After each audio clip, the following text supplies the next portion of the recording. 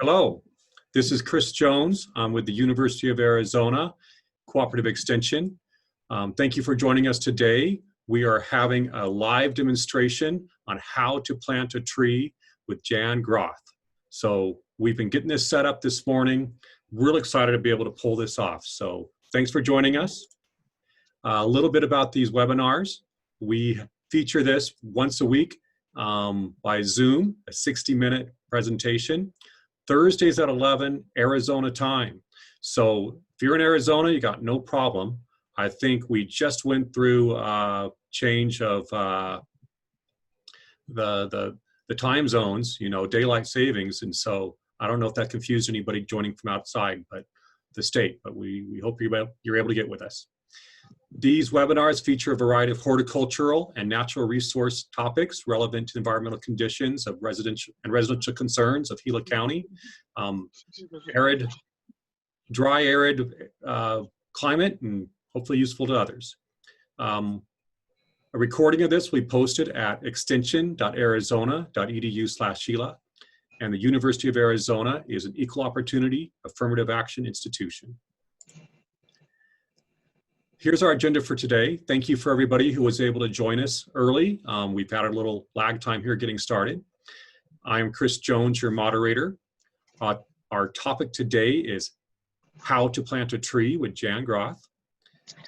We will have a evaluation link to share, and we'll then have a question and answer discussion time with Jan. I'm sure you have lots of questions on how to plant a tree here. And we'll wrap up by noon. This is our presenter, Jan Groth. She's the Master Gardener Instructor and Coordinator at the Cochise County Cooperative Extension for the University of Arizona, based in Sierra Vista. And with that, I believe I can stop this share. I'm going to pin your video, and Jan, you are on. Okay, thank you, and welcome everybody. Good morning.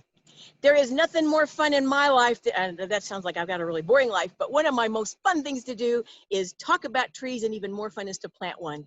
There's just something very, very rewarding about it also. Let's get started on that.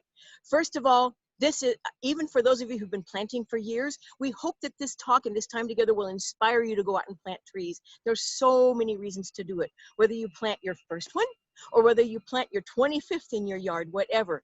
Fall is the best time to plant the trees. We're right in the middle of prime planting time. The soil is still warm from the summer, but the nights are beginning to cool, and our daytime temperatures are indeed going to start dropping here pretty soon. And so the warmth allows those roots to keep growing and getting established. They continue to get established over winter time, and then when spring comes along, they're established and ready to put their energy into growing rather than having to catch their breath from being planted. You also have less challenge from pest and disease in the fall. So there are just lots of good reasons to plant now. You don't have quite the water challenge and the water demands when you plant in the fall that you do as when you plant in the spring. And also, if the trees are semi-established going through the winter and they've been able to harden off to the elements and such, they're going to be more resilient to those crazy spring winds that we all have to deal with every year. And they won't be quite so stressed out by the winds. So this is a great time to plant trees. Plant your perennial shrubs. Plant your evergreens. The only things you want to stay away from are the things that melt down in the winter, such as your lantanas and verbenas, things that always freeze to the ground. You want to stay away from. But all your perennials, your rose bushes, your conifers, almost everything you can plant right now. So take advantage of the season. Trees are such a wonderful, wonderful element of our life. First of all, the aesthetics of them, you don't even need to speak to them. They can soften rough edges. They add a wonderful vertical anchor to your landscaping. They offer shade. It's been proven that a tree casting shade onto a house can save as much as the equivalent of 10 air conditioning units, especially when you plant it on a south or a west side. And so when you're selecting your tree, that's one thing you might want to keep in mind. If you're planting a tree on the west side to protect it from the sun and give you shade, you might want to select a deciduous tree. Deciduous is the word that means that the plant drops its leaves during the season. That way it'll drop its leaves during the winter, thus allowing the warmth of the sun to come through and warm the house. So that's something to consider when you're selecting your tree.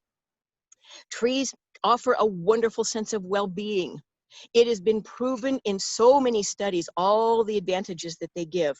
For instance, in hospitals in Tucson, I once attended a talk in Tucson where they had done studies that proved that patients that could look out of a window onto nature and onto trees would get better faster, would heal from infection faster, would require less pain medication, and in many cases would go home 20% sooner than the patients that didn't have access to a view out the window. So I learned that many of the hospitals in Tucson are now focusing on making sure that there is a window outside of every patient room. It has been shown that, for instance, apartment buildings that are densely planted with trees, because it's a sense of well-being and good feelings, have 20 to 30% less crime in those particular apartment buildings. Same with neighborhoods. Neighborhoods that have less trees and are kind of open are much more vulnerable and much more appealing to crime than those neighborhoods that are densely planted with trees. It's just a whole different feeling. There's lots of good therapeutic work on what trees do for you. There are, and then there's obviously the whole carbon load that trees help us handle with our climate change and all of the ecology concerns that we have today. So I could go on and on about the value of them, but I think everybody pretty much knows that. Always planting a tree is a good thing in your life. Being outside in the garden is a very healthy thing for you to do, for your body, for physical, for mental, even for your physiological well-being. Being outside and planting and being in nature is one of the healthiest things they have proven that you can do. So let's talk about one other thing here. When you go to choose your, it's okay, thanks. When you go to choose your tree and you're going to go into the nursery, first you want to decide, do you want an evergreen or do you want deciduous? The word evergreen doesn't necessarily mean that it's a pine tree. The word evergreen means that it keeps its leaves all year. So for instance, a native oak, such as an emery oak, or the southern live oak, which is Quercus virginiana. The evergreen oaks keep their leaves all year.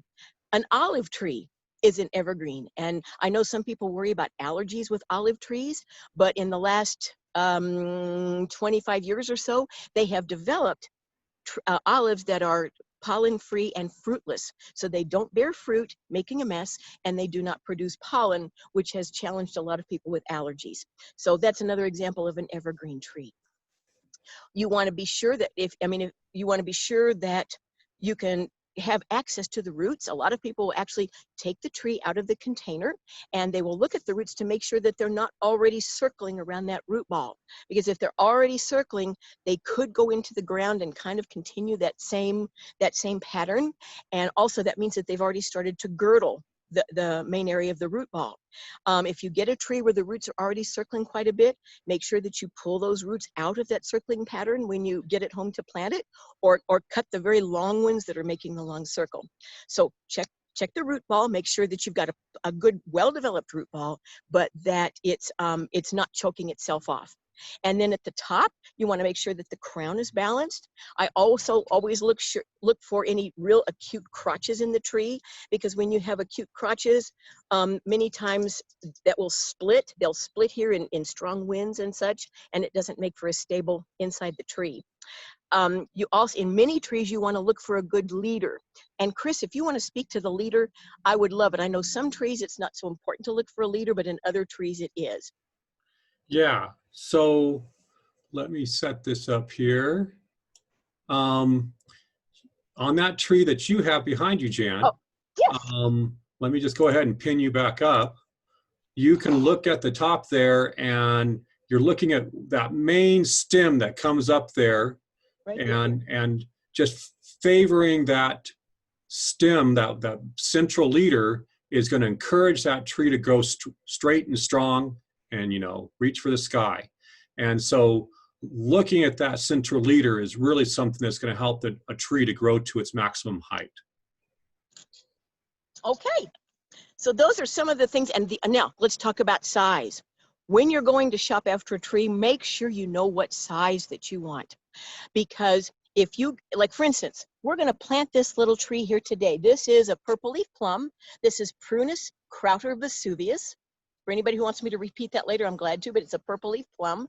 It's in the fruit tree family, but it does not produce fruit. It's more of an ornamental. I tend to love things with purple leaves when lots of everything around us is green, because the purple kind of, I think it shows off the green even better, not to mention its own self. And then it does bloom pink in the spring. It's one of the very first things to bloom in the springtime. I like it for this. This is, in a moment, I'm going to show you, we're at the opening here to our Discovery Gardens.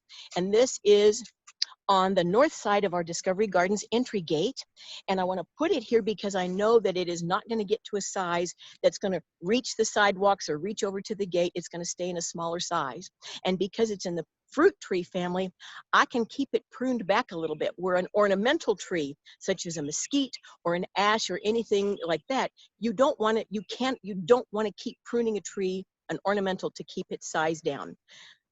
When you prune ornamental trees, you only want to prune them if they've got dead branches, or if they've got broken branches or diseased branches, or if there's a branch that is offering a challenge, like it's going to be a safety hazard out on a sidewalk, or it's rubbing on the eave of a house or something like that. Other than that, you don't need to prune ornamental trees. But this guy, I can't. And so, for instance, on this guy, I don't know. Chris, let me know if you can still see me. The only thing I'm going to prune off of this fruit tree, I see a branch that's going up here that's running right through the center of this tree. And while this is not the season to prune, I am going to take this one off now before I plant it. And that will get rid of this crossing branch and then open that up a little bit. And I've got one more that's trying to go through the middle.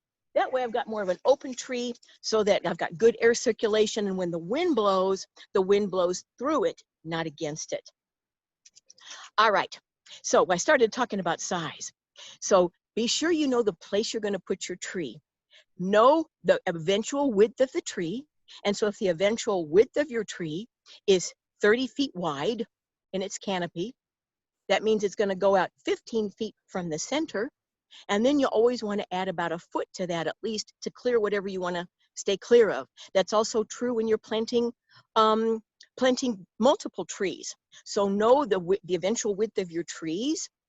So if the eventual width of this tree is maybe, let's say, 15 feet, then I know that I can come out about it's going to go out about 7 or 8 feet this way eventually.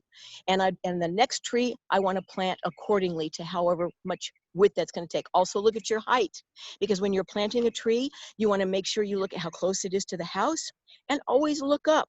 Know the eventual height of your tree. Are you running into a line? Are you running into the eave of a house, etc.? So those are just different considerations. Excuse me, 1 minute.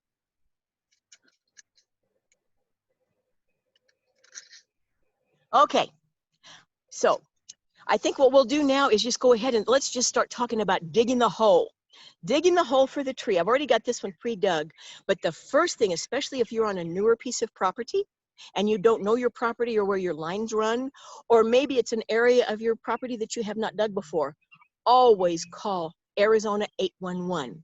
The old name for that was Blue Stake. Most all of us know Blue Stake, but they changed their name and they changed the organization back about, I don't know, 4, 5, 6 years ago, and they're now called Arizona 811. So all you have to do is call on your phone 811 and you're automatically connected to that organization, which will come out, and I'm going to use the term blue stake as a verb, but it's no longer blue stake. So they'll come out and they will stake where your water lines are, the electric lines, gas lines, any of your communication lines.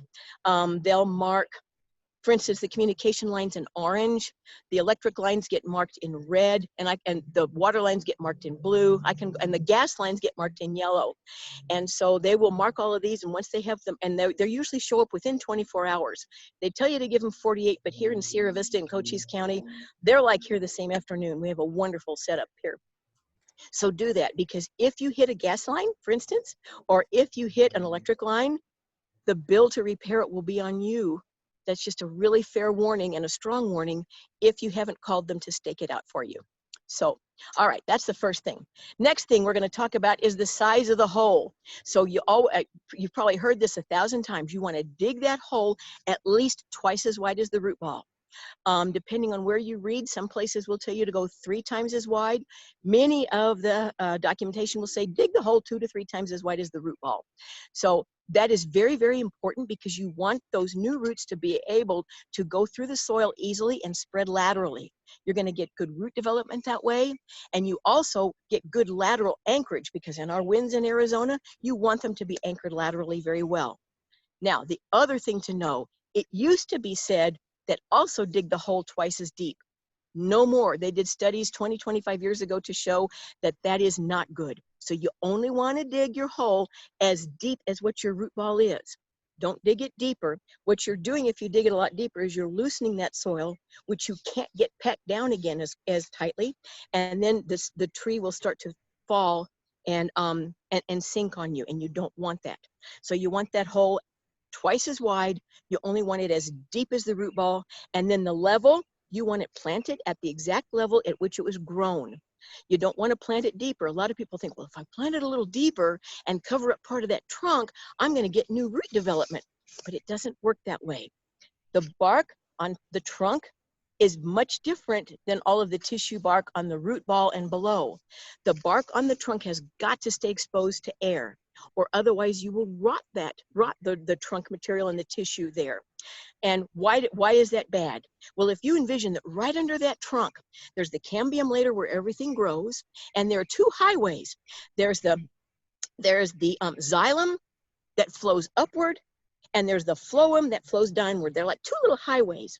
And so the xylem takes the water and the minerals from the roots that they've absorbed and sends it up to the tree and up to all the leaf structure. The sugars are manufactured, all the foods are manufactured, and then they're sent back down the phloem, back down to the roots. So it's an up and down highway that keeps that tree vigorous and growing. If you start rotting that root, or even if you girdle a tree, I think many people have heard about girdling with a weed whacker. You cut into that trunk all the way around. You have cut those highways. You cut a highway, you've cut off that up and down transportation of nutrients and water. So you don't want to rot the trunk. And that's why when you top dress, we'll talk about top dressing in a minute, if you top dress with mulch or compost, you don't want to put that right up against the trunk because that holds that moisture right up against that trunk material, and you want to keep the moisture away from it. So even when you top dress on top of your planting area, keep your mulch and compost 2, 3, 4 inches away from the trunk. All right, so we've got the hole dug twice as wide. We've got it dug only as deep. And then something that a lot of people either don't know or forget to do. Many times when you're digging, you slick the sides. I'm going to back up and I'll speak a little louder. So can you see this part of the hole? Can you see that right there? Yes, I can see it. And I just want to let people know that if they can't hear you as well, they can just increase their volume and pick you up better. All right, and I'll try to speak up as loud as I can. So a lot of times when you're digging, your shovel, or if you're using a jackhammer, it will slick the sides. So if you slick the sides, when the roots hit the side of that hole, if it is very slick and solid, they'll recognize that as a solid surface that they can't penetrate, and sometimes they will begin to circle. So real important thing to do once you've got your hole dug is go in and chop niches in the side of the hole. You can use your shovel. I tend to like to use a little hand pick. So if you can see what I've done, you can go in and make all those little chops in there. That only opens it up, and it also gives little nooks and crannies for those roots to find to start working laterally for you. The other thing, if you've never dug in the site you're putting your tree, now I'm coming closer, I don't need to yell any longer. You also want to make sure that it drains well. So last night I did indeed put water in this hole, and indeed it drained for me, so I know I've got a good draining. If you put water in the hole, if you've never dug there before, you want to put water in it, let it drain, probably even put water in there a second time, fill it at least half full. If it'll drain within 2 or 3, 4 hours, you're okay. If that water does not drain within 8, 12 hours, you know you maybe have a little bit of a drainage problem. So you might want to move it, or you might want to dig your hole even deeper. Or if you have a hole that you think is on top of caliche, if you even dig a small hole into the bottom of that hole and where it acts like a drainage, That will often help you get through the caliche and drain the water on out. Thank you very much. Thank you. Okay. So I think what I'm going to do is step over and we're going to go ahead. Now I've chosen to plant a 15-gallon tree here only because we had this tree on hand from our last plant sale. We already have a little purple leaf plum on the other side of our main gate. And at the end of this, I'm going to show you our entry gate to the Discovery Gardens because we're very proud of our brand new gate. But I had this guy, so we're going to go ahead and do the 15-gallon. We've got a plane going overhead. The next size down from a 15-gallon is a 5-gallon plant. I don't happen to have one right there. It is said that many times if you'll plant a 5-gallon instead of 15, the 5-gallon plant will catch up to the 15-gallon size within a year or two. So, but we're planting this guy because number one, we had him. Number two, we want instant gratification here at our entry gate. All right, I'm going to be in some awkward positions and I'll apologize for it right now. I've got 2 brand new artificial knees and it still kind of creeps me out to get down on them. So I'm going to be bending over in some very awkward positions. Just bear with me. Okay, so I've already taken this tree out of the pot once today, but to get it out of there, I stomped it with my foot a few times. I laid it on its side. I started to pull on it, and indeed it came out fairly easily. If it was not coming out easily, I would probably turn it over and stomp on the side of the bucket a few more times to maybe loosen it. Okay. So I took the liberty of already scratching the sides and tickling those roots out. You want to tickle the roots out of that root ball and say, you're out of that pot, you're out of that growing pattern, get a new life. I'm going to expose you to some new soil. So I've got one little spot here that I've left intact. There are lots of different approaches to tickling out the roots. Some people like to take a knife and score and cut down. Some people like to cut the sides off. I tend to like to just pick them out. I don't know why. I've planted lots and lots of trees and they all seem to grow just fine. But whatever your method is, it's okay as long as you get them scored out somehow. If you have any large circling roots, do cut them if they're very, very long and circling the bottom. So what I'm doing here, and you can use anything. You can use a kitchen fork, you can use a pick, you can use a rock, you can use your clippers, whatever you want to use, but do pick this out.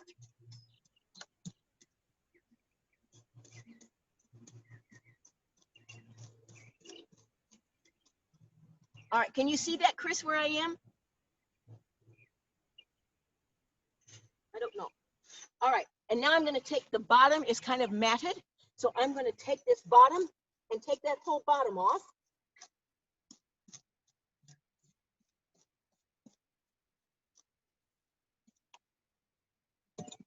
Okay, I've got the roots all tickled out.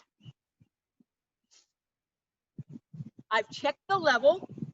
I do not want to plant this tree more deeply than the way it was grown. If I'm going to err, I want to err on the side of leaving it up a little bit too high and allow for some settling. Some books will even tell you to intentionally plant it an inch above the ground. When planting this, if I get it a little bit too deep, once the dirt's in, it's very simple to correct that, and I'll show you how to do it.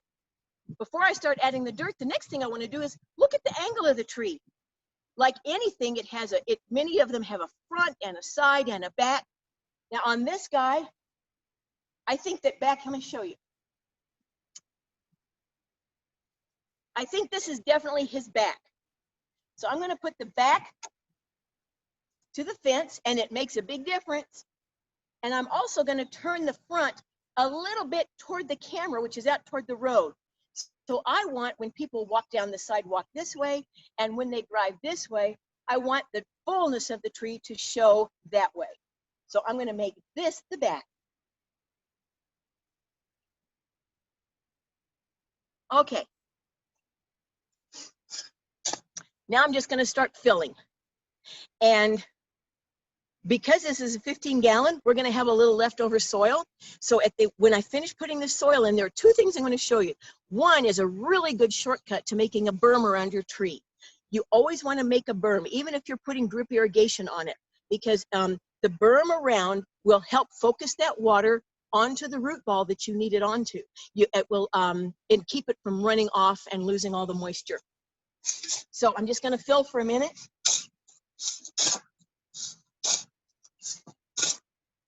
I dug this yesterday, so it's kind of dry. Pardon.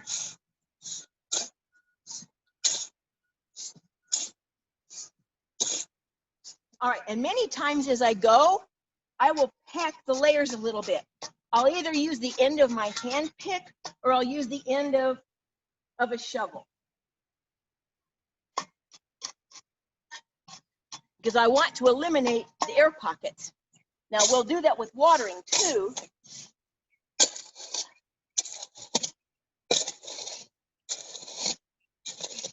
So I'm going to show you how to make the berm, a shortcut to making the berm, and then I'll show you a little something about what you can do with the extra soil.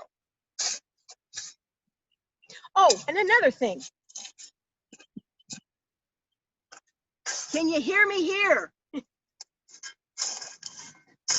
We can hear you. You're good. Okay. When my husband used to dig for a tree, he would take the soil and fling it. And I finally talked him into keep the soil very close to the hole so you don't have to drag it all the way back to the planting hole. The second, just a little clue, is don't dig the hole and put the soil around a circle as you walk around the tree.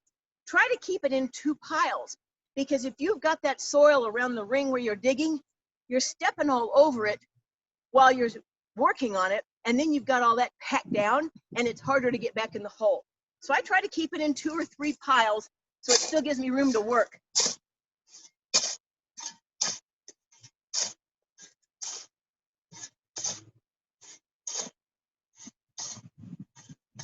Now, I'm not going to go through and take your time unpacking all of this perfectly, but the next thing I want to look at is I want to look at making sure that that tree is straight. So I'm going to look at it from every angle, and I'm leaving this a little bit high because what I'm going to do is I'm going to use the excess soil to actually make a contour in here. So I'm going to build this up a little bit, and then I'm going to contour out and make a couple of little rolling shapes of the soil and then plant things on it so that this becomes a little vignette. All right, and Cheyenne, you're standing. By the way, Cheyenne McMasters is operating that phone in the background, so thank you, Cheyenne. She's actually one of the 2020 Master Gardener students, and she works right here at the Cooperative Extension. All right, Cheyenne, does it look straight to you? This part, it looks straight here, but how is it from your angle? It seems to be leaning a bit this way. Like that? Yeah, that's better. Okay, and this way it's okay? Yeah, looking good that way. Okay, very good. But still leaning a bit, sorry. I think I banged the camera, sorry. All right, and sometimes you'll find that what the trunk is doing doesn't always match up with what the top is doing. I have learned over the years that if I will get the trunk straight, the top of the tree will often slowly correct itself. But if I'm trying to get this straight and it makes the trunk crooked, that's, in my opinion, that's not so good. Somebody else may disagree with me. So you want this way? More toward you. More toward me. We'll get it. Now, Okay, that's good. let's say that well, let me show you something.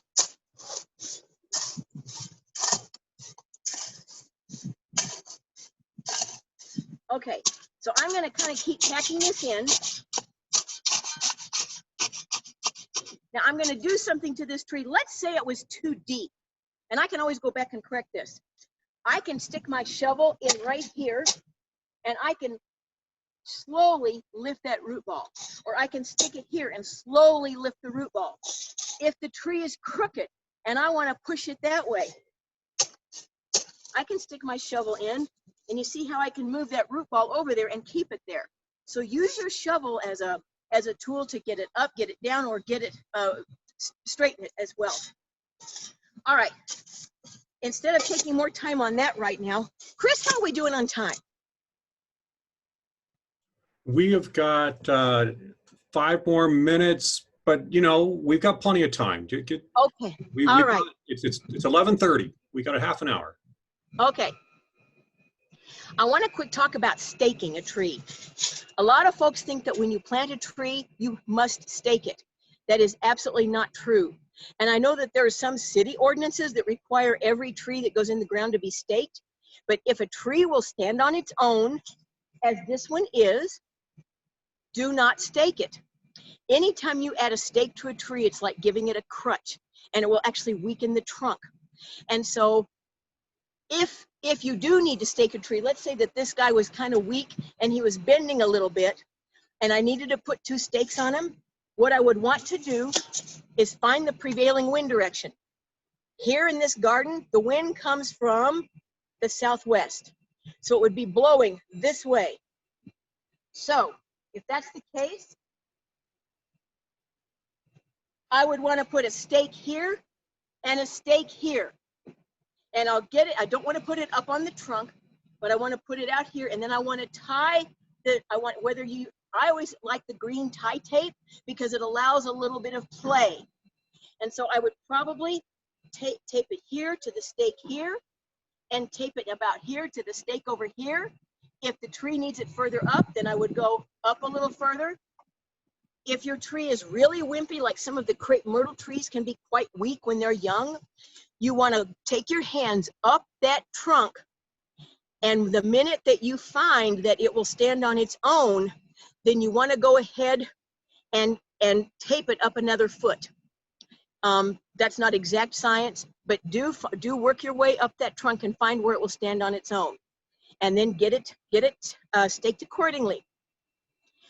Do not tie it real tightly. When you stake any tree, make sure that the tree can move a little bit, because it's like exercising a muscle. If that tree is staked so tightly that it can't move, it will never develop its own strength. It will develop its strength much more quickly if it's allowed to move in the wind a little bit. The other thing, if you buy a tree and it has a nursery stake on it,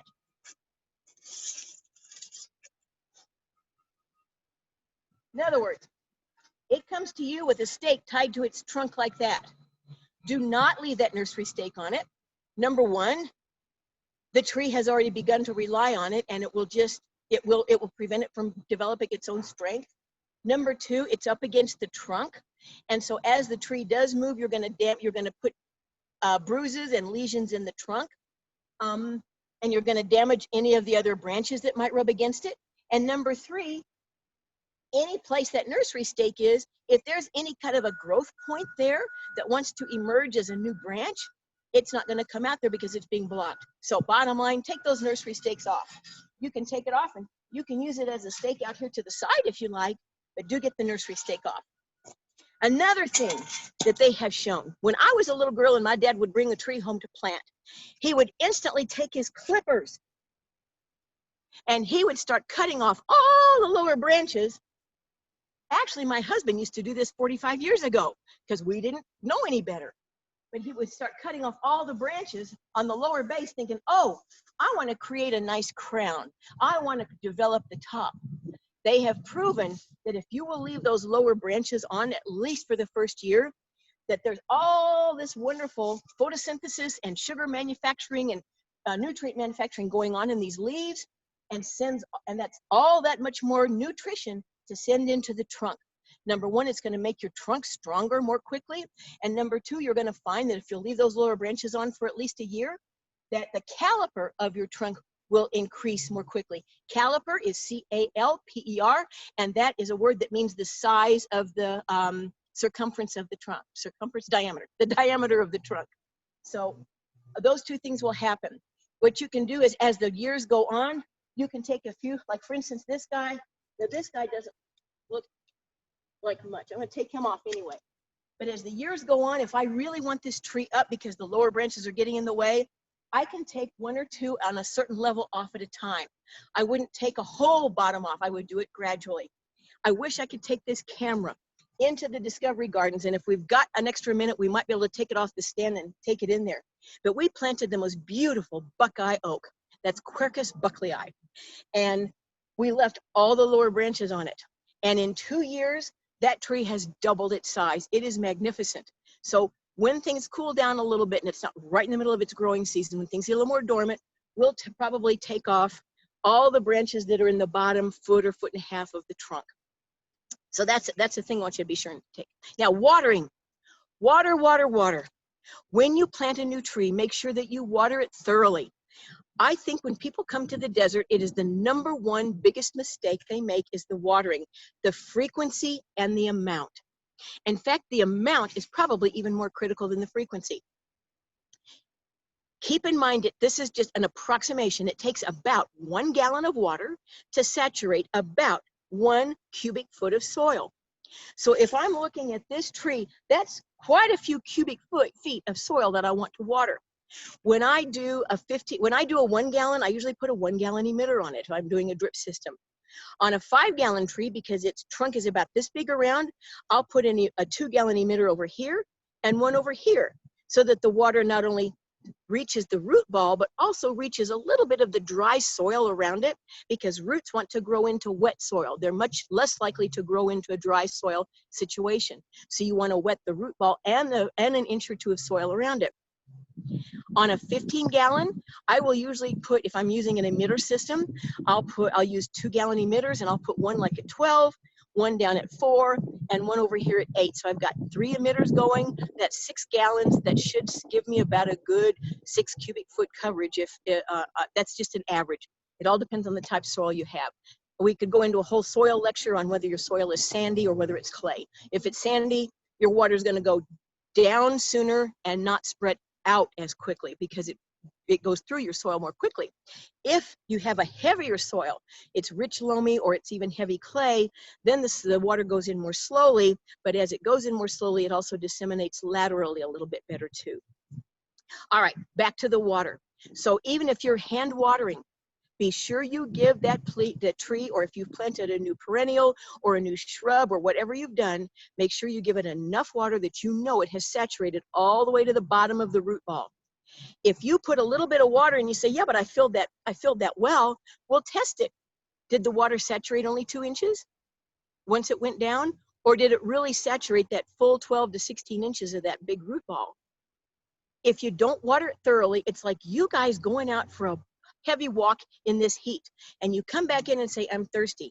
And if I give you a little quarter cup of water and say, here you go, you're going to drink that down, and it's not even going to touch your hydration need. It's not enough to saturate your body, to saturate your cells, or to even begin to quench your thirst. But if I give you a full drink of water and you can drink that entire drink now, you've hydrated your whole body, and you can go a while without your next drink. It's the same thing for plants. So the goal is to water them very thoroughly when you water them, and then you have to water them less frequently. And when you are putting in first plantings, be prepared to plant them a little bit more frequently, especially when it's hot, or especially if it's been windy. If the winds have been going crazy, remember that even if it's only 75 degrees outside in the fall, if we have a heavy, heavy windy day, 30-mile-an-hour winds, 35-mile-an-hour, that can be just as desiccating and drying as a 95 or 100-degree day. So if you're on a drip system or you're hand watering and we've had a horrible windy day, go out and give your plants an extra water. When the winds are that high, they cannot keep up with that transpiration rate, because everything is, the transpiration, they're evaporating moisture so quickly. So those are big things on water. Always water them thoroughly. I can't say that enough. All right. I would say, Chris, if you think we need to stop there, or if I've got an extra couple of minutes, I'm going to show you something you can do with the dirt. Go ahead and show us what we can do with the dirt. While we were talking about watering, I want to share one thing. Please. I had somebody call me in Globe and said, why are the mulberry trees dying? And I immediately thought, this was a very droughty summer. They probably haven't gotten water.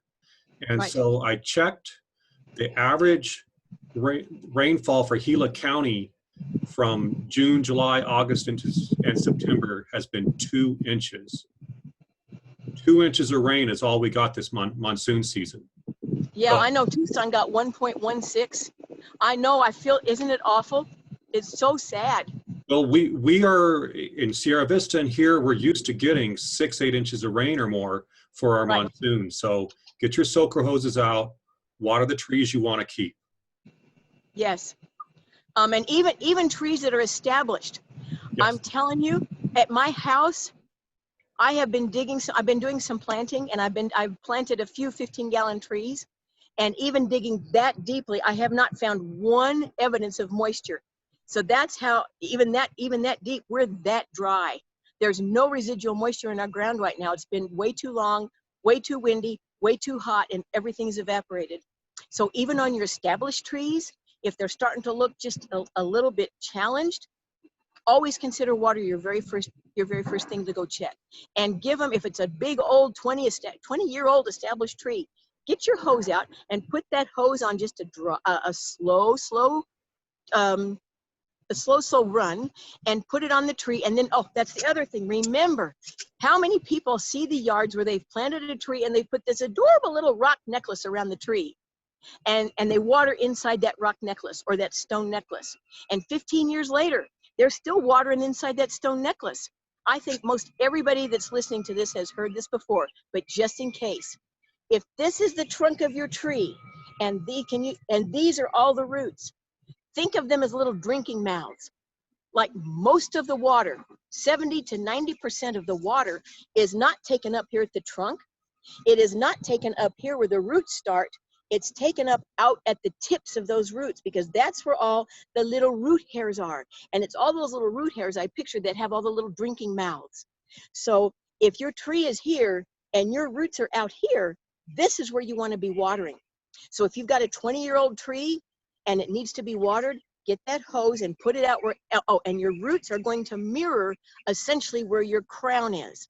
So the roots are going to come out as far as the crown, and many times another foot or two after that even. So put that hose out there where you think those root ends are, and let it go very, very slowly, and just slowly work it around. Run it 15 minutes here, move it over 5 feet, run it another 15, 20 minutes, etc. You get the point. So water your established guys. I think you're going to find a huge difference. Also remember, if you can keep your trees and shrubs well hydrated, they're just like us. They're going to be much less likely to get ill from a disease or to be attacked by a pest, because stressed trees are vulnerable like we are. If we get ourselves down and we're not well hydrated and we're not well rested, we get sick more easily. It's the same thing with your plants. What's the first thing the doctor says to you when you call and say, I'm sick, I have the flu? Drink plenty of fluids. Same with your plants. So pests, there are many trees that will even send out signals, even chemically, that they're stressed, and it will invite pests to come in. It's nature's way of saying, this tree's got to come down, so come and get me, I'm ready to go. I'm not in a good condition and I need to get out of here. So if you can keep them healthy, they're much more resistant to all of that. So it's all about good watering. I could even go into ash decline, but I won't, Chris. But if anybody has a question about the ash decline, we can talk about that too. Let's, you were going to show us one more thing about your planting. Oh, soil? We've got some chat questions coming in, but show us that soil and then we'll start to move on there. You know what? Okay, I'm not going to be able to do this whole thing, but I'm going to show you just a little something. So what I'm going to do, I wish I had time to do that. Give me a second. I'm going to pull all this. Oh, you know what, Chris? If you want to ask the questions, maybe I can get this soil in. Tell you what, Jan, while you do that, I'm going to take care of a few things I like to do. One is a poll. Cheyenne's going to get on one side and I'm going to get on the other, and we'll get the soil in, and then I'll show you the best, easiest way to make a berm. Okay, go ahead, Chris. Very good. Folks, I'm going to share with you a quick poll that I like to do to find out how you found out about this webinar. Just go ahead and choose from those, and if you've got anything that doesn't match one of those, just put it into the chat box. I want to thank you all for joining us. Thank Jan. This is the first time we've done a webinar like this. She's out there in the sun.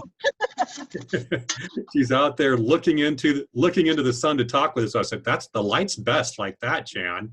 Just even though the light's right in her eyes. But this has really been coming across well. Any comments that you've got for us in the chat box would be fine for that.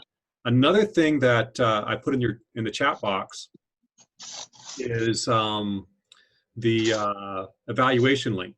So if you go to that forms.gle, give me a little information on how this worked, how Jan did. Were you able to hear? We can try to do some more of these live demonstrations now with this new demonstration. With our iPhones and Zoom, it just makes a lot of fun. And Can I tell you, Josh Sherman has a really fancy camera. And if we were to ever to do more live things, I would ask Josh if we could borrow his camera, because I'm on my poor little Samsung phone and it doesn't do a lot of fancy stuff with the camera, but I bet we could make this better. This is a virgin flight on this for all of us here. So thank you all for being patient and dealing with some of the awkwardness of trying to do this on a phone camera. Okay, so So let me show you this. Can you see you the know what? bottom of the tree? We don't have your camera on. You're Turn kidding. on your camera, Jan. Oh boy. All right. Thank you, everybody, for the poll. Oh, that's because your screen is up. But you, there you go. We can see you now. Whoop, yeah, you just disappeared. How about now? Perfect. Okay, very good. All right. Can you see how we've taken all the soil and put it up against the trunk of the tree? Yes. Okay, so what we did, now this is not the way it's going to be planted. So to form the berm, a lot of people will take the soil and just kind of start making a little berm like this around the tree, like building a choo-choo train track. This is my shortcut to doing a berm. So if you'll take all of your excess soil, pull it up against the tree, then you know, number one, how much soil you have to work with. And number two, it cleans up the soil around the spot. Now, I don't have time to clean all this up, but what I would normally do is pull all of this excess soil up here. Wait for the truck. Okay. Then what you can do is then start pulling this out. So now if you just pull it out into a donut, I have found the top of my tree. I don't have to go any lower. I'm going to pull that. Can you still hear me if I bend over?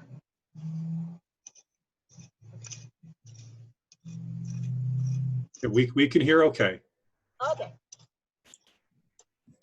So the root ball is out to here. I'm going to make my berm another time again as wide so that I can wet that whole area to include the dry soil around the root ball.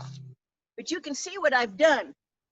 So now I can go all the way around and pull this soil out into a perfect circle donut. And that's much easier than taking a little bit at a time and trying to form a circle. So, okay. All right, so I'm not going to take the rest of the time, but that's a good secret to a quickie berm. Then, with the extra soil, I'm going to start contouring this a little bit. So maybe over here, I'm going to do a little bit of a mound. I can take this and rake it into kind of a shape, but I'm still going to keep my berm there. I'm not getting rid of the berm, but the excess soil, I can pull up into sort of, I can kind of contour it. And then any place I see that, oh, I can stick a little cactus, a little succulent. I can put a little salvia there. Maybe I even want to put a miniature rose. In this case, I've actually got a little 1 gallon Floribunda rose I'm going to plant back there. I'm going to put 2 salvia up here, and on the corner I'm going to put a golden barrel cactus. That will give me color at all different seasons of the year. So use the soil, make a cute little, it's always great to plant things around a tree. If you're going to water the tree anyway, why not water a couple of things around it? And it makes a beautiful vignette, great little garden spot. Then you can even start chunking in some rocks. So if I wanted to turn this into a rock garden, I can come in here. I can kind of bury some rocks. I can plant some things amongst the rock. Maybe in that I want to stick maybe a shepherd's hook with either a wind chime or a hummingbird feeder or something. Anytime you plant a tree, use it as your anchor for a beautiful visual. And you can turn it into a whole little garden all in its own. Okay. I could go on and on, but I would love to answer questions. We're going to go to the questions. Yes, please. Thank you so much. Oh, you're welcome. You can tell I love it. you don't even break a sweat. You're doing great. I bet you're ready to drink. My nose is running. Go ahead. One person asked about summer deciduousness of an elderberry, and I'm not familiar with elderberries being drought deciduous. I don't think so. I know wolfberries can do that. The lyciums can do that, but I didn't know about an elderberry. And if it dropped its leaves, the first thing I would do is I would check the stems, do it gently and bend them and make sure they're still pliable. If they're still pliable, maybe it dropped its leaves in being defensive and protecting itself because it was losing too much moisture. If the stems are brittle and they break right off, then he's no longer with us. But if the stems are pliable, I would give it a good thorough watering and try to get it healthy again. Yeah, that's what I would figure. Don't fertilize it. It's Don't thirsty. ever fertilize a plant that's stressed and sick. It's like you don't want to eat when you're sick. Wait till you've got the problem kind of corrected, and then you could give it a light fertilization if you wanted to. But wait till you see some leaves start to come back. Good. Another comment. Jake says his aunt told him to check out the local university extension to learn about gardening in Arizona when they're from out of state. So very good. Good, absolutely. You got a lot of great people around Arizona. I don't know what county you're in, what community you're in, but I'm telling you, it doesn't get better than cooperative extension folks. I'm not bragging on myself, I'm bragging on all my partners. We've gotten some more messages. Let me check the Q&A here. Oh, some real good Q&A.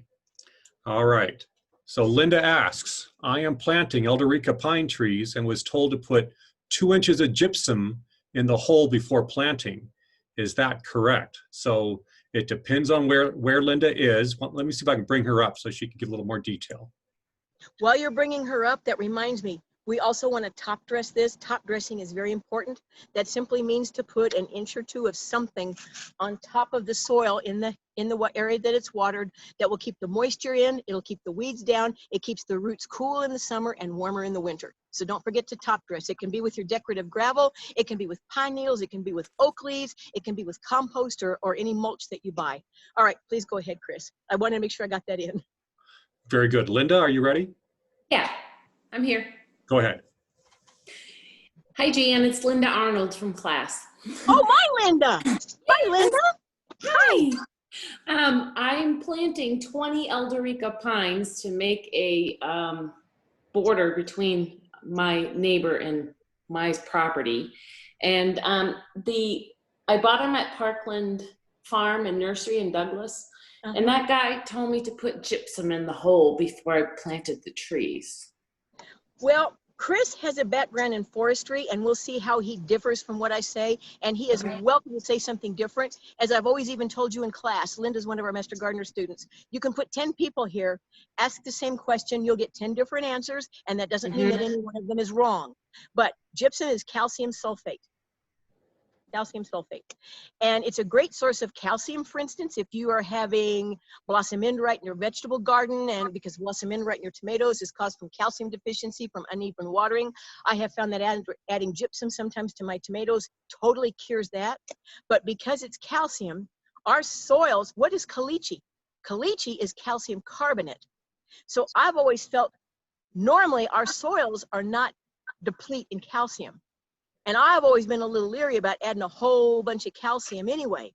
And usually calcium sulfate, which is gypsum, is used in soils that are very sodic, full of lots and lots of salt.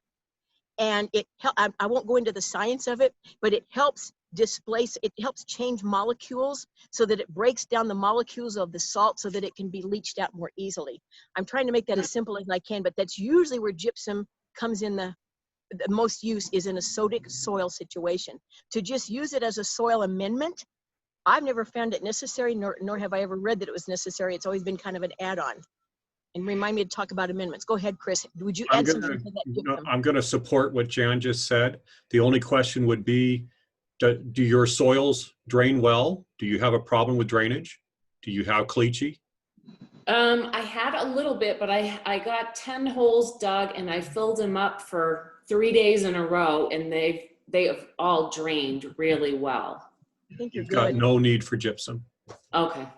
And I know sort of what the area you're in, Linda, and that's a beautiful area that's had mesquites, hasn't it, in the past? Yes, we have a lot of mesquite. Your old mesquites field are fabulous because they're legumes. They fix nitrogen, so that soil is usually kind of nitrogen rich. It's also dropping a lot of matter, so it's usually a little bit more organic rich. And also 40 years ago, 50 years ago, cattle were all running all in those mesquites. So they've been pooping out there and fertilizing the ground and aerating the soil with their hooves. So usually in a mesquite area, it's a fabulous place to garden. You shouldn't need all that. But can I just add this? Yeah. You notice when I planted the plant, you don't have to add amendments.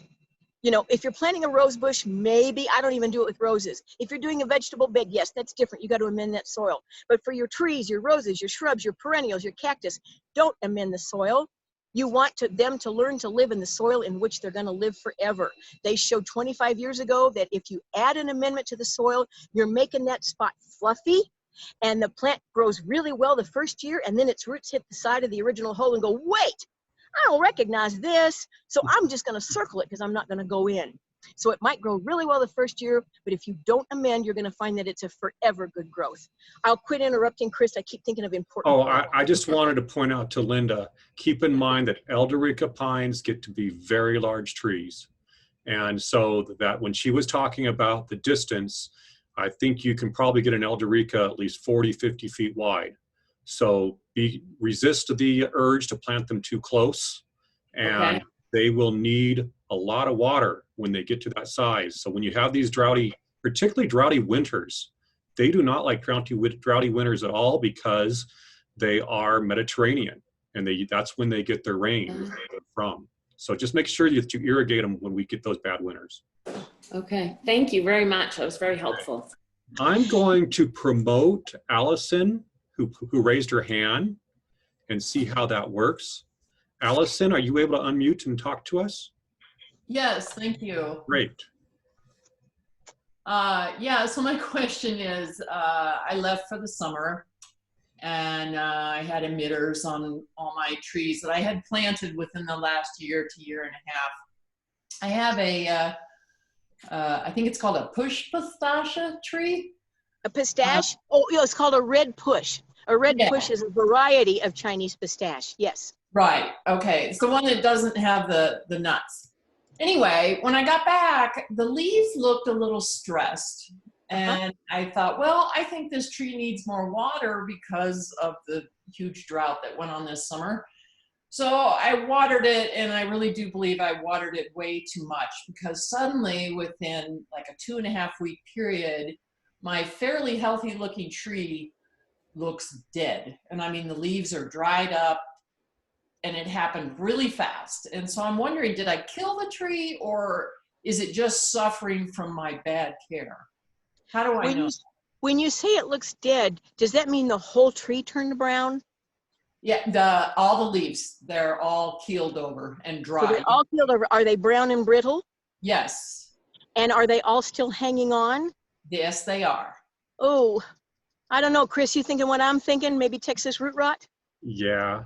Yeah. Oh, bummer. It happens that fast, huh? Well, yes, it does. It's a and you never know where the fungus is. It's like in little pockets. So you can have a whole yard, and maybe this area has no pockets of fungus, but maybe over here, there's a little pocket of fungus. And all of a sudden, you know, the roots are growing, they're doing fine, trees flourishing, and boom, boom, boom. And all of a sudden the roots get into that pocket, and that fungus will invade those roots and infect those roots and travel up so quickly, it will necrose the entire root ball and turn it into mush like that. Well, not mush, but it necroses it all. And now you've had an immediate stop of all liquid or water intake, and the tree will, it'll look fine, kind of fine one day. It'll look kind of weak, like you said, for a day or two, and then boom, the whole thing's brown, but the leaves hang on. And there's not a thing you can do about it. It's very sad. Okay, so I'll dig the tree out, but should I open up a big hole, and how do I kill this? And here's the thing, Allison, you know, we've got a small amount of information. This is typically how the cotton root rot works.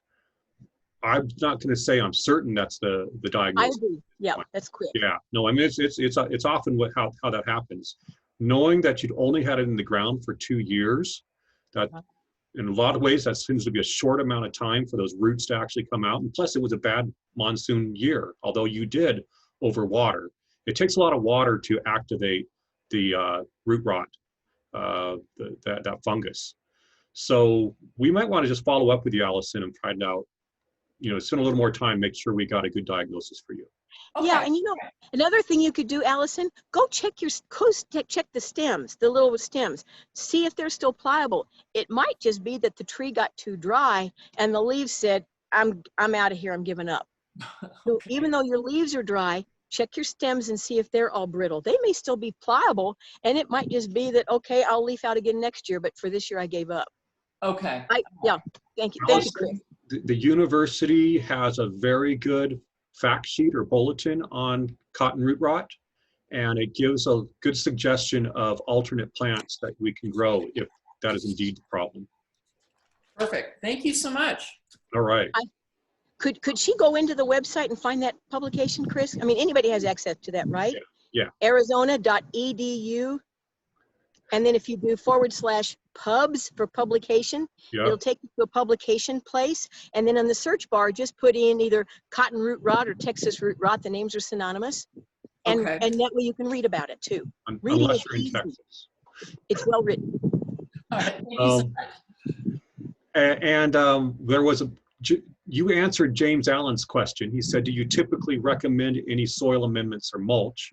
And you said Topdress, and don't put in any soil amendments. So you did answer that question. Right, no soil amendments. If you, mulch can be used on the top as a top dressing, but don't add it into your soil. And I can go further with why, but I want to be sure we answer everybody's question. Yeah, let me see if I got any more questions here. Robin says, you're fun to watch, you love what you do, and just it's contagious. So Oh my! I Thank you. agree. Thank you. All right. Well, you know what? We got noon.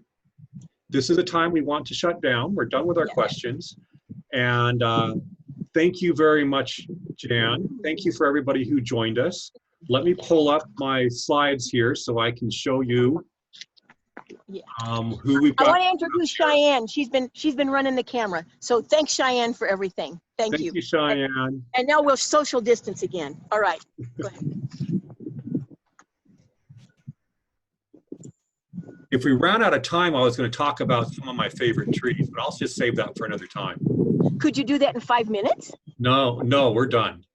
Then So, can we let's do another one with favorite trees. I think will. that's an excellent thing to do. Great.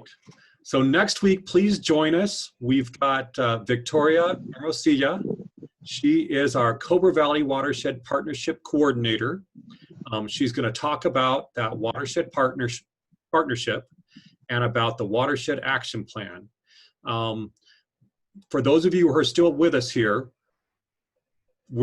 our Cobra Valley Watershed Partnership will be putting on a water forum in November. And I'm going to be using the upcoming presentations to kind of lead into that event. Please take a look at those titles. I've got just about all of them up. And we're going to be talking a lot about some natural resource type issues, about the fire issues, and I'm just looking forward to having you know more about that watershed partnership. So thank you all for joining us today. We're going to close this down, and everybody have a great rest of your week. Chris, thank you so much, and thank everybody too. Thank you.